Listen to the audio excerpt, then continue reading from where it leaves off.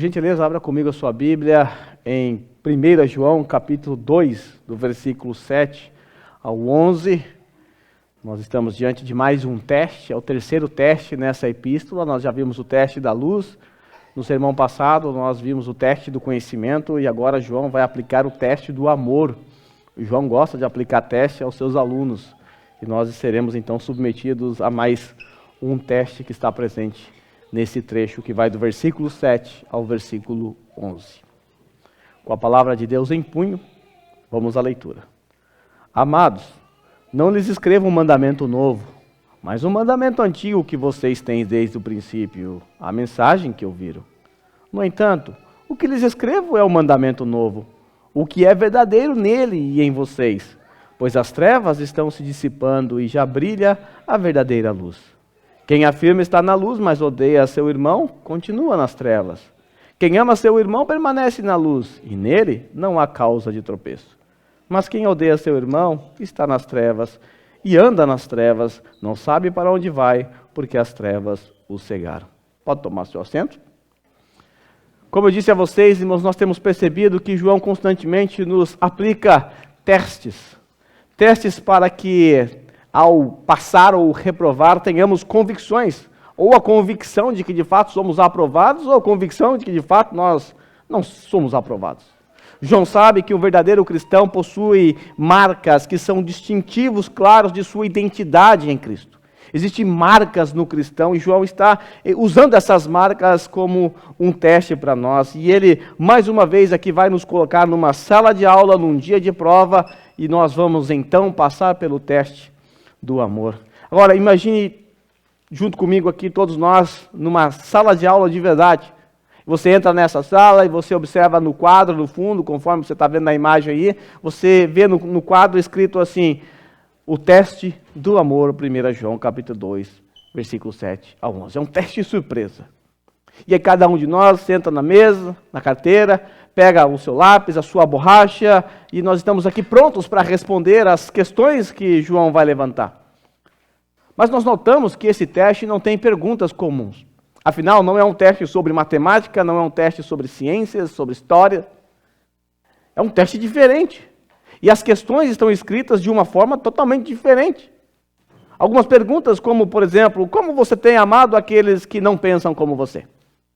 Como você tem amado aqueles que pensam o oposto do que você pensa? Que sentimentos você nutre quando alguém te fere? Você consegue amar aquela pessoa que de alguma forma te ignora? Você consegue amar alguém que te decepciona? Você é alguém que trabalha pela unidade do corpo de Cristo? Você é alguém que perdoa aqueles que te ofendem? E outras perguntas como essa. Outro detalhe é que esse teste não vai ser corrigido por um professor comum. Esse teste vai ser corrigido por sua própria consciência.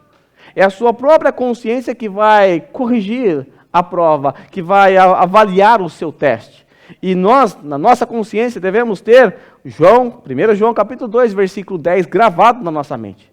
Quem ama seu irmão permanece na luz e nele não há causa de tropeço. É o gabarito pelo qual nós vamos avaliar a nossa consciência para saber se nós passamos ou somos reprovados no teste do amor. Quem passa nesse teste demonstra que entendeu verdadeiramente o significado do Evangelho de Jesus Cristo. Porque o amor é um dos sinais vitais da fé cristã. A fé cristã ela é calcada, ela é baseada no amor. E quando há amor, há evidência de que estamos na luz. Há evidência de que a luz de Deus está em nós. Agora, em contraste a isso, aqueles que odeiam ou guardam rancor, está como alguém que está numa sala de aula também, tentando escrever a sua prova, só que está no escuro, está nas trevas. Mal consegue enxergar o que está escrito na folha. O que vai acontecer? Essa pessoa vai tropeçar, ela vai errar, ela não vai conseguir fazer a prova, porque ela está nas trevas. Isso significa que ela está envolta pelo ódio, pela falta de perdão, porque tudo isso cega o coração de alguém, deixa a pessoa cega. E se é um cristão e que está vivendo assim, impede inclusive o seu crescimento espiritual.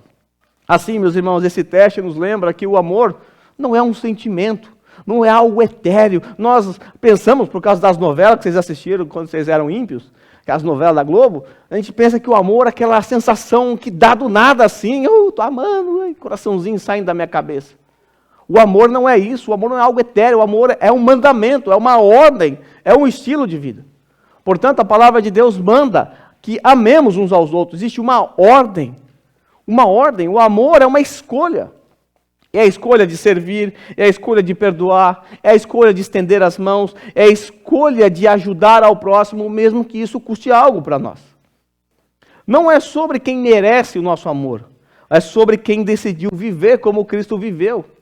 Não é porque você merece o amor que você vai dar o amor. Não, mesmo que você não receba o amor, você é chamado a dar o amor.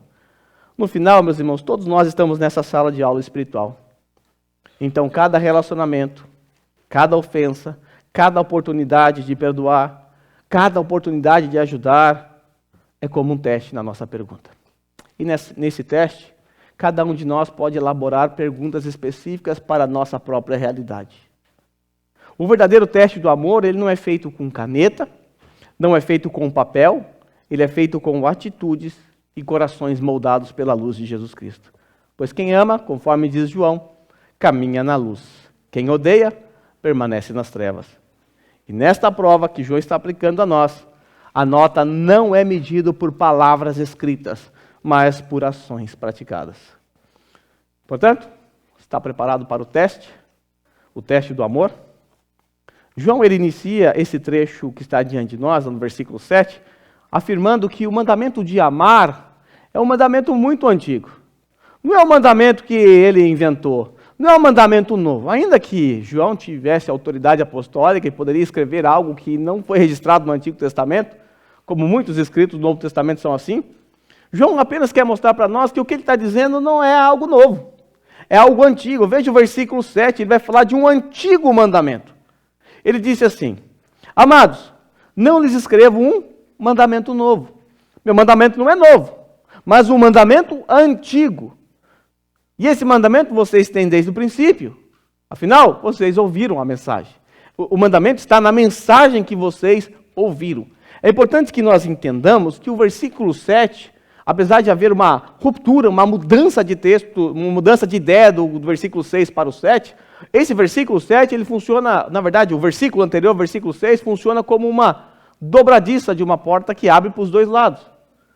O versículo 6, ele encerra o assunto que eu preguei no sermão passado e ele nos prepara para o que nós vamos ver aqui agora. O que é que nós vimos no versículo 6, o versículo anterior? João diz que nós devemos andar como ele andou. Você deve se lembrar, aquele que afirma que permanece nele, deve andar como ele andou. Nós vimos no sermão passado que nós devemos trilhar pelo caminho, pelas pisaduras de Jesus, por suas pegadas. Devemos caminhar, trilhar o caminho de Jesus. Nós vimos que isso significa que nós devemos simplesmente imitar o caráter moral de Jesus Cristo. O que João quer nos mostrar é isso. Eu e vocês temos que andar por onde o Senhor Jesus Cristo andou. E agora João vai nos dar um exemplo de como imitar Jesus. Tá, eu tenho que imitar Jesus? Tem. Tá, no que eu tenho que imitar Jesus? João nos dá aqui um exemplo. Nós devemos imitar Jesus amando o próximo como ele amou. João deixa claro, então, que essa ordem de amar o próximo, que Jesus cumpriu perfeitamente enquanto viveu nessa terra, é uma ordem antiga, não é uma ordem do Novo Testamento. É uma ordem muito antiga. Inclusive, está registrado na lei. Se você abrir sua Bíblia em Levíticos, capítulo 19, versículo 34, você vai ver que lá na lei, esse mandamento já estava presente lá. Veja o que está escrito ali. O estrangeiro residente que viver com vocês deverá ser tratado como natural da terra. Tá bom? O estrangeiro que mora entre nós, que vier morar aqui em Israel, como é que ele deve ser tratado? Como se não fosse um estrangeiro. Como se fosse o natural dessa terra. E aí vem o mandamento. Amem-no como a si mesmos. Ame o estrangeiro como você ama você mesmo. Abre um parênteses aqui, não existe nenhum mandamento para você se amar, porque você já faz isso naturalmente. Mas existe mandamento para você amar o outro. E a Bíblia, lá em Levítico, está dizendo que os israelitas deveriam amar os estrangeiros da mesma forma que eles se amam. E aí vem o porquê disso. Porque vocês foram estrangeiros no Egito, vocês sabem o que é sofrer como estrangeiros. E eu sou o Senhor, o Deus de vocês. É o Senhor Deus que está dando essa ordem para os israelitas. Note o quanto o mandamento é antigo. Se nós pararmos para pensar, nós chegamos lá na época de Moisés. Lá no Monte Sinai, onde Moisés ele recebe as leis. Não só as tábuas da lei, os 10 mandamentos, mas recebe todo aquele conjunto de leis que nós encontramos em Êxodo e Levíticos. Mas se a gente parar para pensar bem, podemos dizer que a lei retrocede a esse período de Moisés. A lei antecede ao período de Moisés. Você deve se lembrar que quando o Senhor Jesus foi inquirido pelas autoridades judaicas, que tentaram fazer uma pegadinha com ele. Chegaram para Jesus e disseram, mestre, qual é o maior dos mandamentos? Isso era uma pegadinha, evidentemente, porque havia classes rabínicas que pensavam diferente. Existia rabinos que achavam que o primeiro mandamento era o mais importante. Outros achavam que era o 4º mandamento. Então, Jesus, se ele respondesse que fosse o primeiro, os do 4º mandamento ia ficar muito irado com ele e vice-versa. Era, evidentemente, uma pegadinha. E o Senhor, sabiamente, como o criador das leis, o legislador, ele disse então, toda lei se resume a isso. Ame ao próximo como a si mesmo. Ame o Senhor, seu Deus, de todo o coração e o seu próximo como a si mesmo. Desses 2 mandamentos aqui, dessas 2 ordens, depende toda a lei. Toda a lei é sobre amor a Deus e amor ao próximo. Se você pensa nas leis cerimoniais, é amor a Deus. Se você pensa nas outras leis, é amor ao próximo. Se você pensa nos 10 mandamentos, que é um resumo da lei moral de Deus, você vai perceber isso pela divisão das 2 tábuas da lei. Na primeira tábua da lei, nós temos 4 mandamentos, que diz respeito ao amor a Deus. Nos outros 6 mandamentos, que está gravado na outra tábua, amor ao próximo. Então, com isso, nós podemos então dizer, por causa do que está escrito em Romanos capítulo 2, versículo 14 e 15, que esse mandamento de amar ao próximo está registrado já, foi dado antes mesmo da lei ter sido dada no Monte Sinai. Veja o que Paulo escreveu em Romanos capítulo 2, 14. E ele vai colocar essa ordem, esse mandamento, de certa forma, lá na criação. De fato, Paulo diz, quando os gentios que não têm lei praticam naturalmente o que ela ordena, está falando aqui de gentios são aqueles que não são judeus, então eles não receberam a lei mosaica, não é para eles, eles não receberam. Mas Paulo está dizendo assim, quando eles que não têm isso praticam de forma natural o que ela ordena, vou dar um exemplo, para você entender. Vamos ver alguém que honra o pai e a mãe, é um gentil, não é um cristão, não é um judeu, mas ele é um cara que honra o pai e a mãe.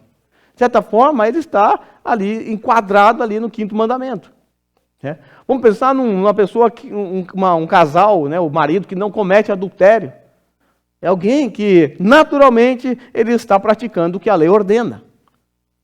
Então, Paulo diz, então os gentios que não têm lei, eles praticam naturalmente o que ela ordena. Quando isso acontece, tornam-se lei para si mesmos, embora não possuam a lei, pois mostram, agora atente, mostram que as exigências da lei estão gravadas em seu coração.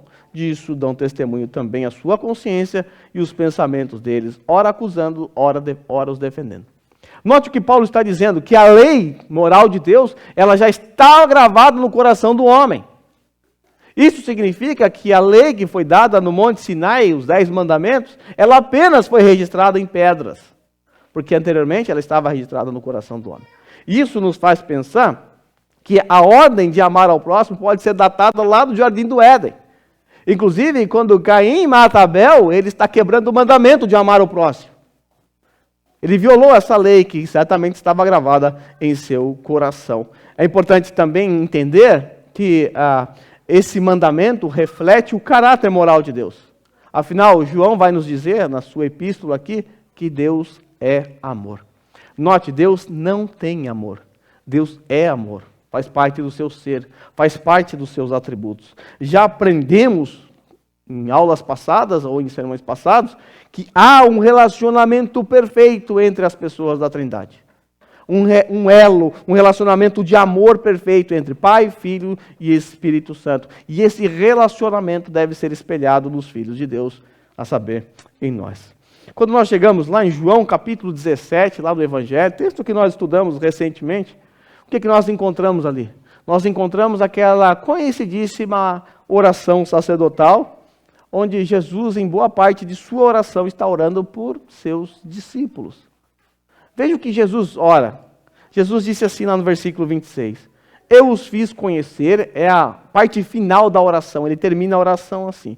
Eu os fiz conhecer o teu nome, e continuarei a fazê-lo, a fim de que o amor que tens por mim esteja neles, e eu neles esteja. Veja, a oração de Jesus, que eles tenham o mesmo amor que o Senhor tem por mim, que eles tenham esse mesmo amor, que, a fim de que o amor que tens por mim esteja neles, e eles estejam em mim também. João quer mostrar então aqui, basicamente para os seus leitores, que o que ele está ordenando aqui não é uma invenção, não é coisa da cabeça dele, mas é um mandamento do Senhor, e é um mandamento muito antigo. Entretanto, quando nós chegamos no versículo seguinte, versículo 8, parece-nos que João está confuso. Veja o que ele disse. Ele vai dizer que é um mandamento novo. Veja o versículo 8. No entanto, o que lhes escrevo é um mandamento novo, o qual é verdadeiro nele e em vocês, pois as trevas estão se dissipando e já brilha a luz verdadeira. E você pensa, espera aí, João, como é que é?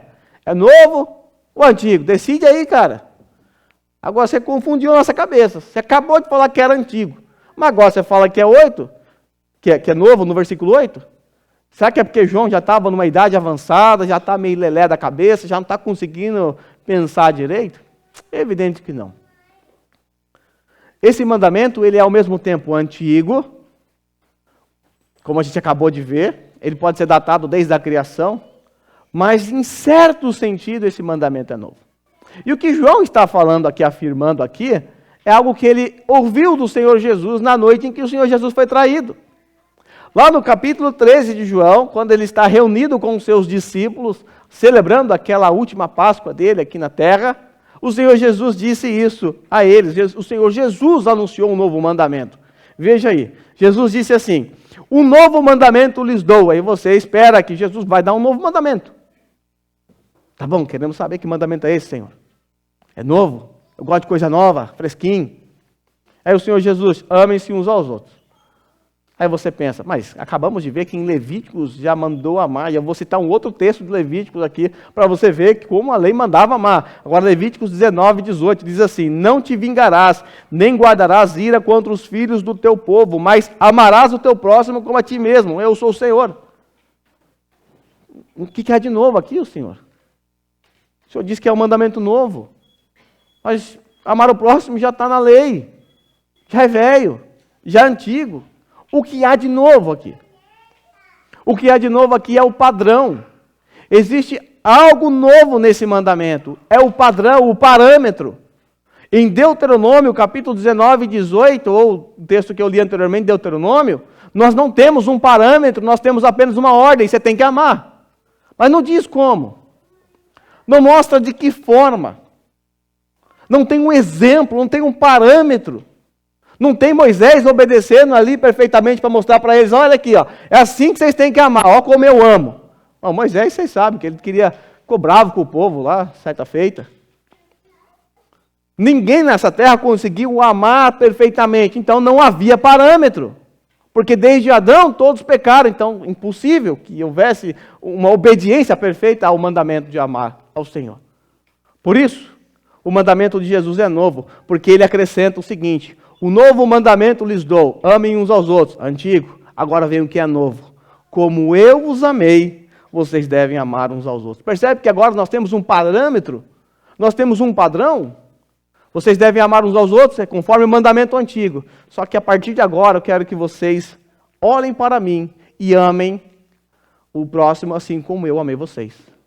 E quando nós olhamos para a maneira como Jesus amou os seus discípulos, ele amou de forma tão intensa que ele foi capaz de entregar a sua vida por eles. Essa questão de amar ao próximo é tão forte, que serve como a principal evidência de que você é um discípulo de Jesus.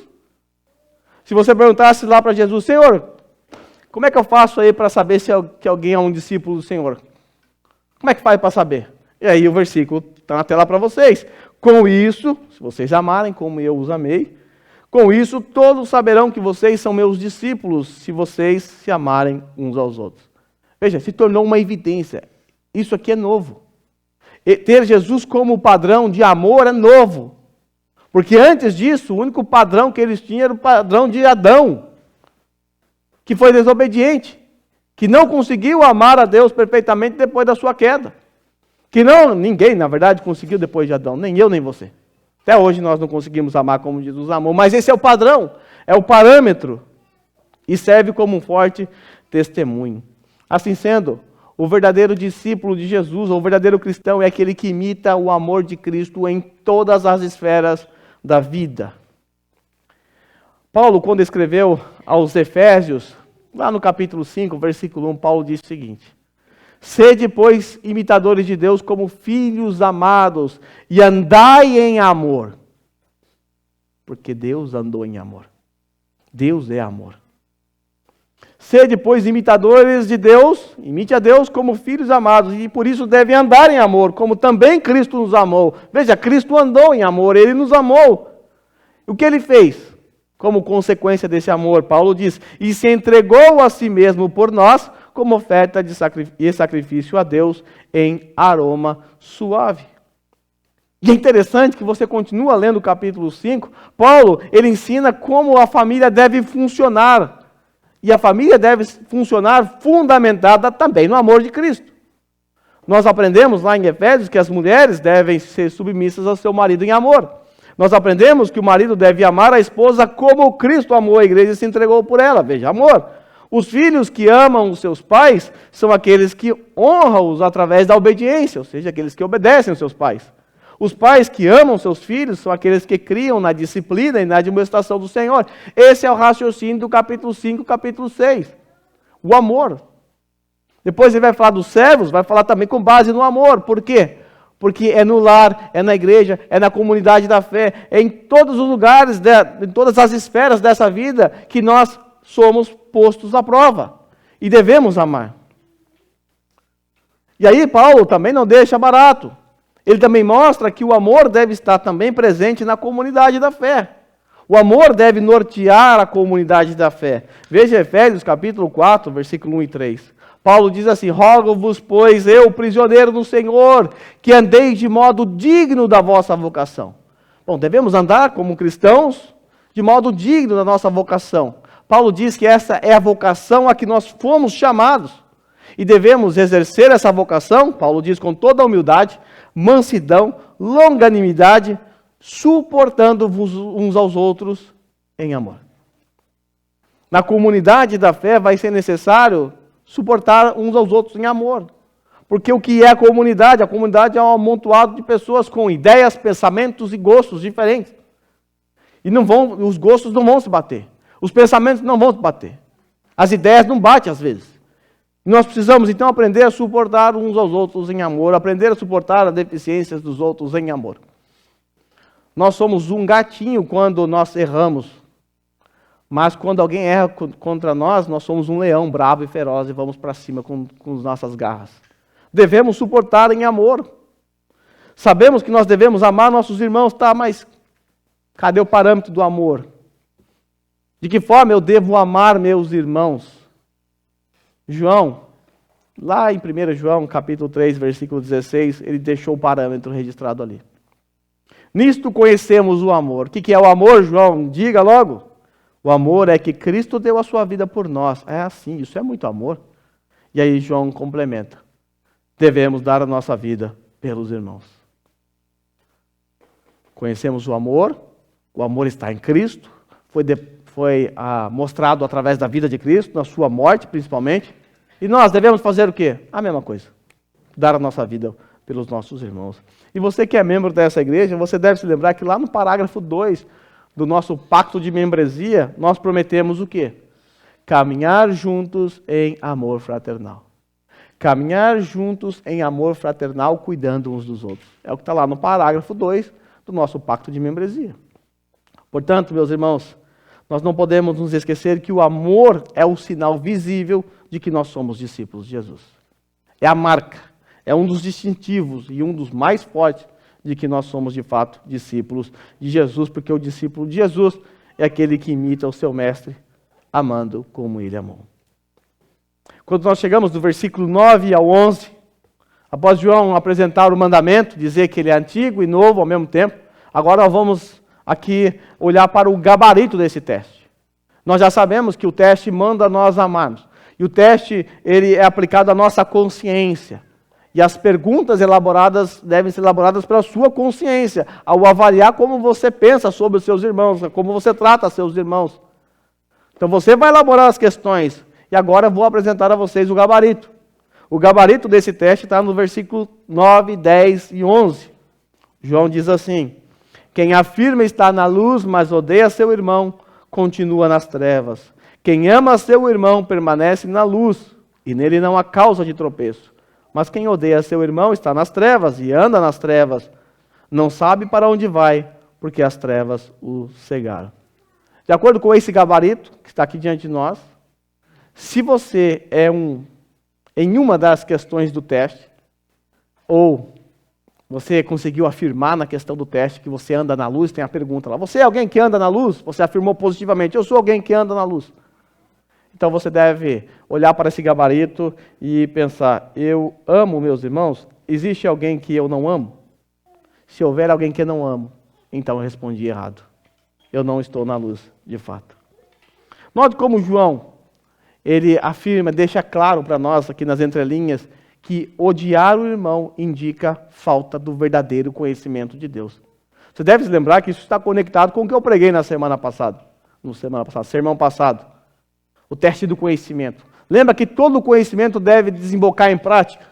O verdadeiro conhecimento desemboca em prática. Não é um conhecimento que a gente tem intelectualmente e está beleza. É o conhecimento que transforma a vida, que muda o caráter, que transforma o nosso caráter ao caráter de Cristo. Então o que João está nos mostrando aqui é isso. Ele está nos mostrando que odiar os nossos irmãos é falta do verdadeiro conhecimento. O conhecimento que transforma a vida. João pode também com isso estar indicando para algumas pessoas a falta de conversão verdadeira. Alguém se converteu à religião, se converteu ao suposto cristianismo, mas não é uma conversão verdadeira. Pode achar que está andando na luz, mas está andando nas trevas. É importante entender que o ódio é o oposto de amor. E entender isso é muito relevante porque nós podemos pensar algo assim. Bem, eu não amo o irmão ciclano. Não gosto tanto do irmão ciclano. Mas também não chega a odiar. Também não chega a esse nível. Não me dou bem, não vou com a cara, não tenho nem vontade de conversar. Se senta na direita ou senta na esquerda, eu odeio esse irmão. Para João, a ausência de amor é sinônimo de ódio. Inclusive, no capítulo 3, versículos 17 e 18, João dá exemplos práticos da falta de amor. Veja aqui alguns exemplos. Se alguém tiver recursos materiais e vendo seu irmão em necessidade não se compadecer dele, como pode permanecer nele o amor de Deus? Veja o exemplo que João está dando aqui. Se tiver alguém na comunidade com escassez de recursos materiais, está passando fome, alguma coisa assim, e você vendo o seu irmão passar por essa necessidade, você não se compadecer dele, João diz, espera aí, como é que pode nessa situação o amor de Deus estar nessa pessoa? É uma pergunta retórica. Não pode.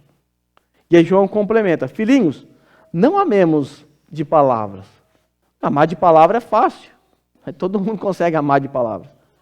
Não amemos nem de boca, diz João, mas em ação e em verdade. A demonstração de que eu amo o próximo não está apenas nas afirmações que eu faço com os meus lábios. Está nas ações. Está na maneira como eu trato o meu irmão. Desse modo, meus irmãos, a ausência do amor no corpo de Cristo é um sinal de reprovação do teste do amor.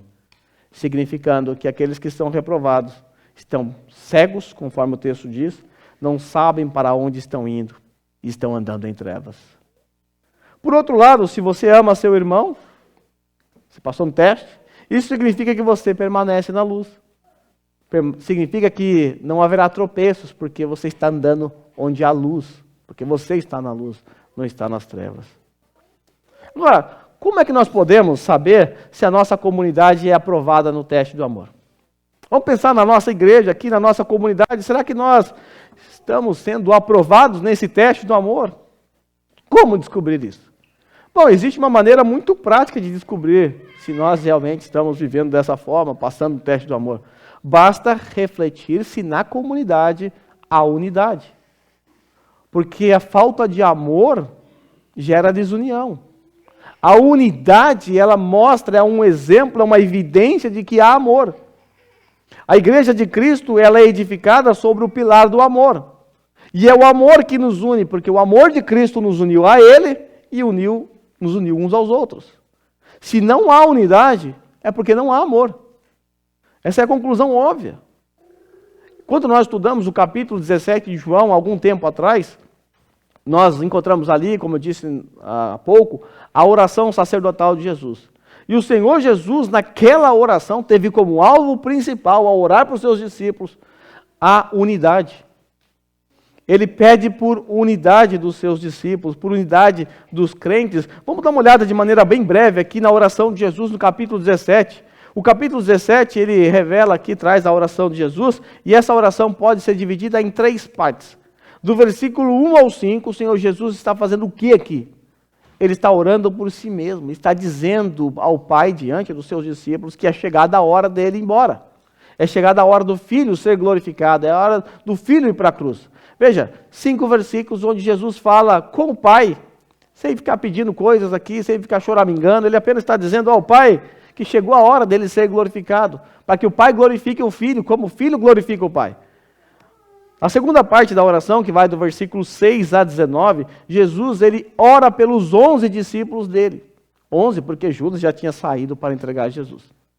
Então ele está orando por esses discípulos. E essa oração funcionou como um consolo para eles.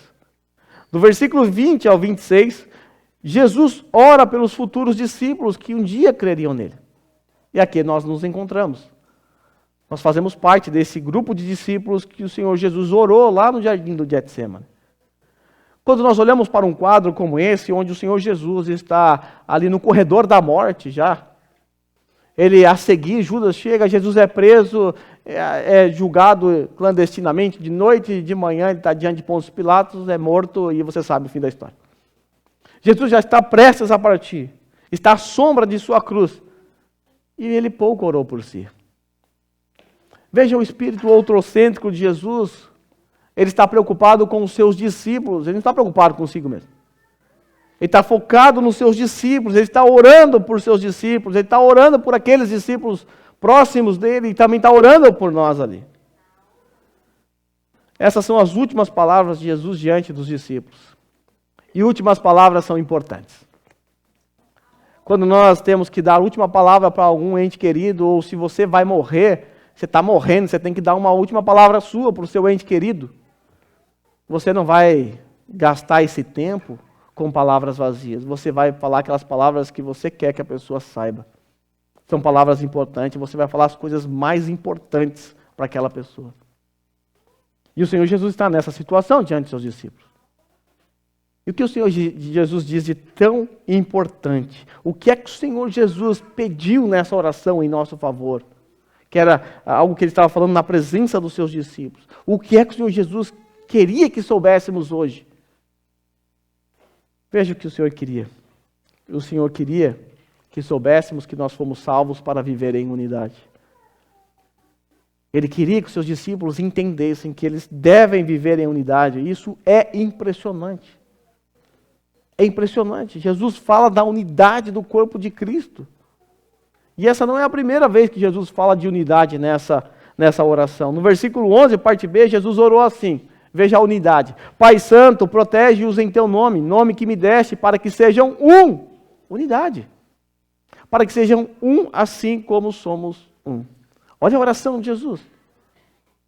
Eu estou orando aqui, perto de morrer, são minhas últimas horas, e eu quero então pedir que os meus discípulos sejam um, assim como nós somos um. Meus irmãos, está nítido que a unidade da igreja está no coração de Deus. Faz parte do projeto de Deus para a igreja, porque a igreja vive em unidade. E podemos dizer sem medo que a unidade é, claro, uma das principais marcas de um cristão. uma das principais marcas de uma igreja saudável, e ela funciona como uma evidência de que nós pertencemos ao Senhor ou não. É uma evidência de que nós somos obedientes à palavra de Deus ou não. É uma evidência de que passamos no teste do amor ou não. Como discípulos de Jesus, nós somos chamados a viver em unidade. Porque a unidade, claramente, ela espelha o caráter moral do próprio Deus. Nosso Deus é trino. É uma trindade. E essa trindade, ela é uma triunidade, por isso chama trindade. Há uma unidade entre Pai, Filho e Espírito Santo, e nós somos chamados a espelhar essa realidade. Vamos olhar para o capítulo 17 de João. Veja que a oração de Jesus é marcada assim por unidade. Nós percebemos 3 tipos de unidade. No versículo 21 nós percebemos a unidade trinitariana. Jesus ora assim: para que todos sejam um, Pai, como tu está em mim e eu em ti. Existe uma unidade trinitariana. Jesus e o Pai estão unidos. E claro, o Espírito Santo também está presente nessa unidade. Isso significa que sempre houve unidade trinitariana. Sempre houve. Sempre Pai, Filho e Espírito Santo estiveram unidos, vivendo em unidade. Inclusive, no versículo 24, Jesus afirma que o Pai ama o Filho antes da criação do mundo. Veja que existe essa unidade entre as pessoas da Trindade. Isso significa que na eternidade passada, a Trindade já havia afirmado lá no passado, na eternidade passada, um pacto de redenção, e nesse pacto ficou definido que Jesus morreria como o Cordeiro de Deus que tira o pecado do mundo. A segunda unidade presente no nosso texto é o que a gente chama, os teólogos chamam de unidade mística ou misteriosa. Está aí nos versículos 21, 23 e 26. Com a morte de Jesus na cruz, o Senhor Jesus nos redimiu dos nossos pecados.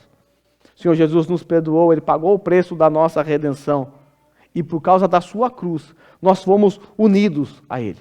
Nós transitamos de inimigos de Deus para filhos amados. Nós nos tornamos discípulos de Jesus. E agora nós passamos a nos relacionar com Ele intimamente.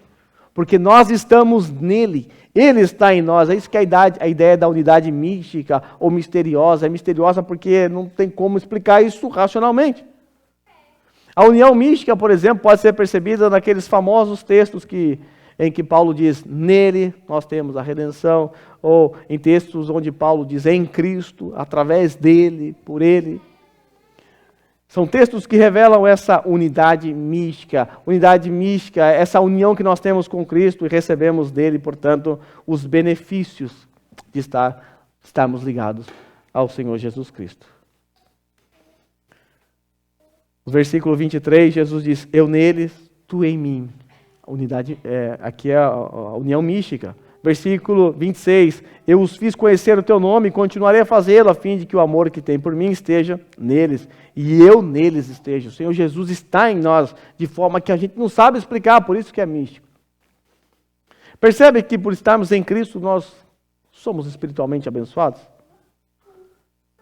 Bom, sabemos que há unidade na Trindade, que há unidade mística, e nós usufruímos dessa unidade mística, e recebemos os privilégios de estar unidos a Cristo. E por último, veremos que um dos privilégios que o Senhor nos concedeu decorrente da sua morte foi a nossa participação como membros da Igreja de Cristo. Ou seja, a unidade do corpo de Cristo. O quarto tipo de unidade nós já vimos. Está no versículo 21 a 23. Para que todos sejam um. Pai, como tu está em mim, eu em ti, que eles também estejam em nós, para que o mundo creia que tu me enviaste. Deles a glória que me deste, para que eles sejam um, assim como nós somos um. Eu neles, tu em mim. Unidade mística aqui, mais uma vez. Que eles sejam levados à plena unidade. Olha a oração de Jesus. Que eles sejam levados à plena unidade. Não é uma unidade qualquer, é uma unidade plena. Para quê? Para que o mundo saiba que tu me enviaste e os amaste como igualmente me amaste. Certamente, irmãos, que a presença do amor na comunidade da fé redundará em unidade. Portanto, precisamos refletir sobre a quebra dessa unidade e a gravidade da quebra dessa unidade. A pergunta que precisa ser respondida é: o que quebra a unidade? A unidade ela foi gerada pelo Espírito Santo. Essa unidade nenhum pastor pode gerar, nenhum membro pode gerar. Essa é a unidade gerada pelo Espírito Santo quando, através da morte de Cristo, nós fomos unidos uns aos outros e a Cristo. Então, em termos práticos, nós podemos afirmar que a falta do fruto do Espírito é que gera a falta ou a quebra da unidade. Em termos simples, podemos dizer que o pecado, de certa forma, é que quebra a unidade. Mas em termos mais práticos, podemos assim dizer que aqueles que não correspondem ao que Gálatas capítulo 5 afirma, quando ele apresenta as 9 características do fruto do Espírito, quando não há isso na vida de um crente, evidentemente isso vai comprometer naturalmente a unidade do corpo de Cristo. Nós precisamos nos lembrar que quando Paulo falou sobre o fruto do Espírito, o contexto lá era terrível. Paulo chega a dizer que eles estavam devorando uns aos outros. Figuradamente falando, ninguém era canibal lá. A briga estava intensa, a coisa estava feia. Estavam quebrando Paulo lá. Por isso, se você prestar atenção nas obras da carne apresentadas por Paulo, a maioria tem a ver com relacionamento interpessoal. Porque pensa só, da obra da carne, 8 são voltadas diretamente para o relacionamento entre crentes. E você precisa concordar comigo, que quando há ódio, discórdia, ciúmes, ira, egoísmo, dissensões, facções e inveja, a unidade é violada. A unidade só é violada quando há isso: ódio, discórdia, ciúmes, ira, egoísmo, dissensões, facções e inveja. Um pecado comum em toda a igreja, e provavelmente aqui também, é o pecado da semente de contenda. É o pecado cometido por aqueles que semeiam a contenda entre irmãos. E isso sempre acontece porque o crente não está tendo o fruto do Espírito, está se deixando usar por Satanás, está emprestando a sua língua, então ele começa a emprestar a sua língua para Satanás e a levantar, semear a contenda entre irmãos. O problema é que, como vimos recentemente, quando o Felipe fez a abertura, umas 3 semanas atrás ou mais, nós vimos que quando ele fez a leitura de Provérbios capítulo 6, nós vimos ali que Deus abomina aqueles que semeiam contenda entre irmãos. Lembra do texto? As 6 coisas que o Senhor detesta. Sim, as 7 que ele abomina: olhos altivos, língua mentirosa, mãos que derramam sangue inocente, coração que maquina projetos iníquos, pés que se apressam a correr para o mal, testemunha falsa que profere mentiras e o que semeia contenda entre irmãos. Está na lista daquilo que Deus abomina, semear contenda entre irmãos. Então precisamos nos lembrar, irmãos, que a unidade da igreja ela foi construída por Cristo naquela cruz de horrores. Quem construiu a unidade foi Cristo na cruz. E nós fomos unidos a Ele, a sua cruz, e uns aos outros pelo Espírito Santo que atua em nós. Então a obra da cruz foi a obra da unidade. É importante que nós entendamos que precisamos lutar na força do Espírito Santo para que a unidade da igreja seja preservada. Aliás, como sempre lembro, é isso que também está registrado no nosso pacto de membresia, lá no primeiro parágrafo, que diz assim: trabalharemos e oraremos pela unidade do Espírito no vínculo da paz. Veja como começa o nosso pacto de membresia. Nós vamos trabalhar e vamos orar pela unidade do Espírito no vínculo da paz. Será que nós de fato temos sido fiéis a essa aliança que nós fizemos quando nos tornamos membros? Será que somos fiéis a essa aliança que fizemos diante do Senhor e diante da igreja? Será que de fato temos trabalhado, se empenhado, colocado esforço para manter a unidade da igreja? Agora, de que forma nós devemos agir para que a unidade seja mantida? Já que eu não criei a unidade, você não criou a unidade, ela existe porque Deus criou, nós só precisamos manter. De que forma nós devemos agir para que a unidade seja mantida? Em primeiro lugar, exortando aquelas pessoas que nos procuram apenas para semear discórdia. Quando alguém se aproximar adiante de você, chegar diante de você, chamar para conversar, para caluniar, difamar alguém por quem Cristo morreu, não empreste seus ouvidos. Não escute. Quando alguém se aproximar de você para deliberadamente pecar contra o Senhor, pecando contra o corpo de Cristo, você precisa evidentemente exortar essa pessoa em amor. Você precisa expor a palavra de Deus, você pode fazer perguntas. Pergunte: você já orou por essa pessoa? Pergunte: o que você está tentando me dizer? Você teria coragem de dizer isso para o Senhor? Você teria coragem de dizer isso para essa pessoa? Ou, qual é a sua intenção em me contar essa história? Por que você está falando isso sobre fulano? Por que você está falando com tanta raiva? Por que eu consigo perceber nos seus olhos uma chama de fogo? O que está acontecendo? Né? Nós não podemos simplesmente emprestar os nossos ouvidos para pessoas que fazem esse tipo de que cometem esse tipo de pecado. Nós precisamos, em amor, exortar essas pessoas, porque pode ser nós mesmos a cometer esse pecado. De que forma devemos agir para que a unidade seja mantida? Em segundo lugar, devemos nos esforçar para que nós mesmos não venhamos a quebrar a unidade da igreja. Não é só o próximo que comete pecado aqui na igreja, não. Nós também cometemos. Eu repito, quando nós agimos assim, nós nos tornamos agentes de Satanás. Nós nos tornamos inimigos da cruz de Cristo.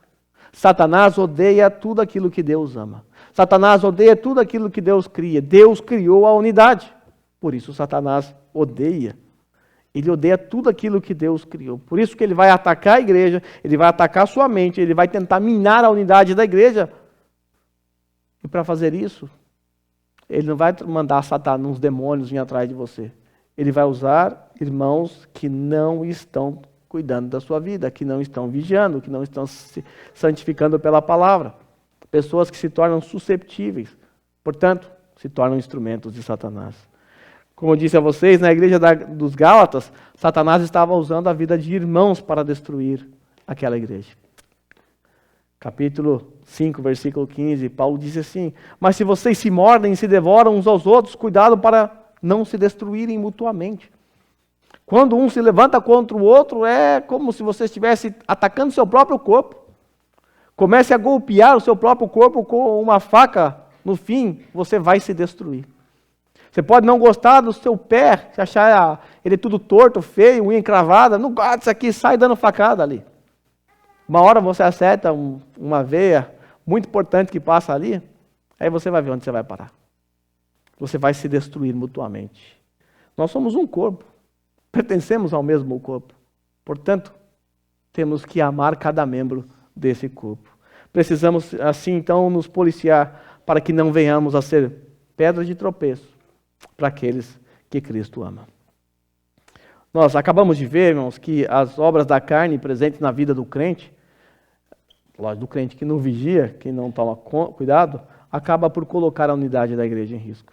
A seguir, o que mantém a unidade da igreja? Evidentemente, o que mantém a unidade da igreja é o fruto do Espírito.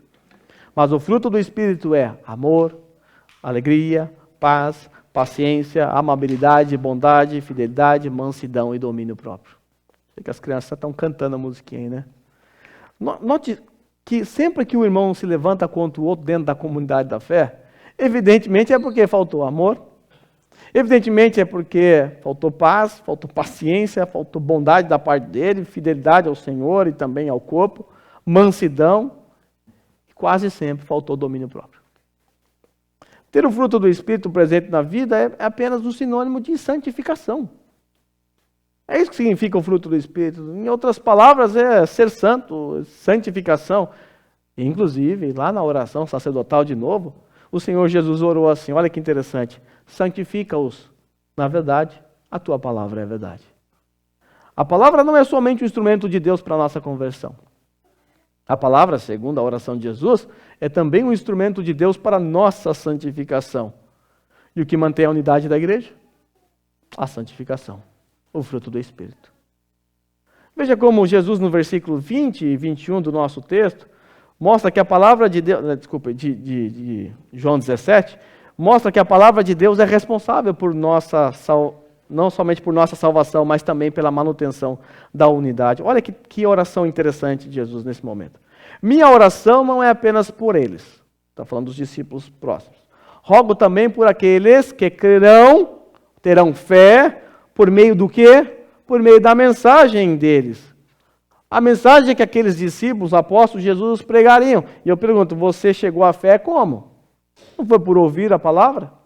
Não foi por ouvir a mensagem que está registrado na Bíblia, que foi registrada pelos apóstolos?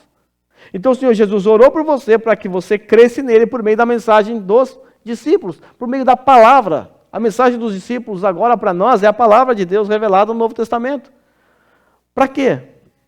E aí vem a unidade mais uma vez, para que eles sejam um, como tu está em mim e eu em ti. Que eles creiam na mensagem pregada por eles, para que eles sejam unidos como nós estamos unidos. O fato é que houve um dia em que você creu em Jesus. Houve um dia que você se arrependeu dos seus pecados, houve um dia que alguém pregou o evangelho para você e te levou a entender o significado da cruz de Cristo.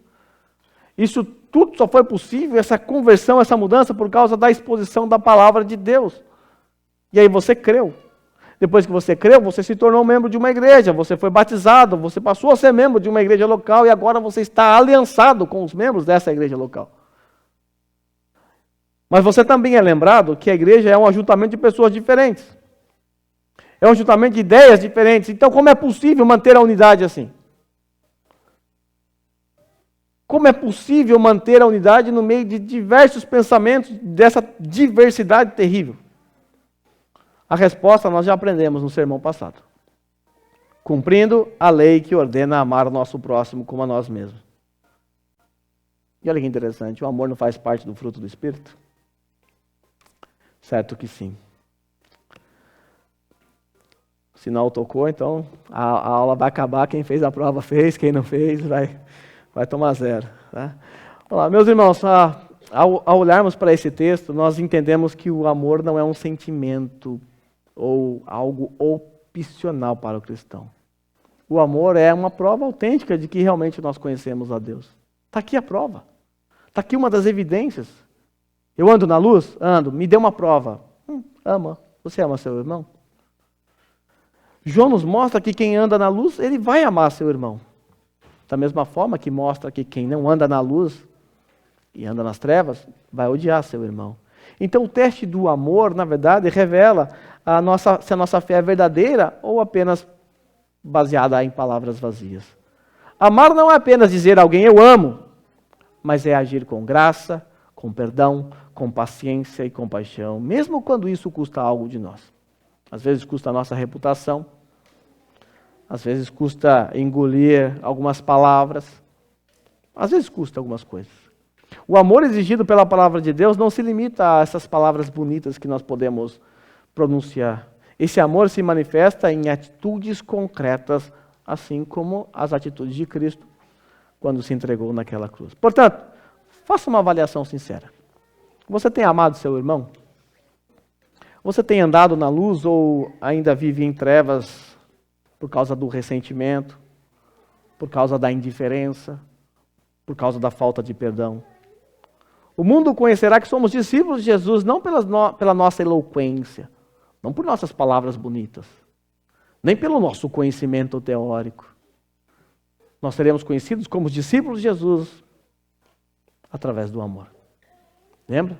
Todos saberão que vocês são meus discípulos se vocês amarem uns aos outros. Então, meus irmãos, que possamos, na força do Espírito Santo, proclamar que pagaremos o preço de sermos um só coração no Senhor. E por mais que as trevas militem contra nós, nos tentando derrubar ou romper a unidade, que consigamos manter os olhos fixos em Cristo Jesus, pois somente assim, unidos, nós iremos andar. Nós não podemos nos esquecer, irmãos, que foi pago um alto preço para que houvesse unidade entre nós. Então, que o Espírito Santo aqueça o nosso coração com esse amor e nos ensine a viver de forma prática aquilo que nós pregamos. Curva a sua cabeça.